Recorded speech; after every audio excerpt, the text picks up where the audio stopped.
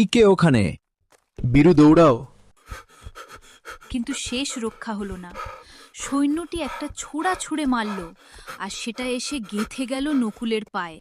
নকুল বীরু, আমি আর দৌড়াতে পারবো না। কাররক্ষী আমার পায়ে ছোড়া মেরেছে, আমি ধরা পড়ে গেছি। কিন্তু তুমি পালাও, আমার কথা ভেবো না, পালাও। তোমার পা যে রক্তে ভেসে যাচ্ছে, আমি তোমাকে এই অবস্থায় ফেলে কিছুতেই যেতে পারবো না। তুমি একটু চেষ্টা করো উঠে দাঁড়াতে, আমার কাঁধে ভর দাও। না বীরু, আমার পায়ে দাঁড়ানোর ক্ষমতা নেই। আমার কথা ভেবো না বীরু, তুমি পালাও, পালাও বীরু। আমি আদেশ করছি তোমাকে বীরু, পালাও তুমি এখান থেকে।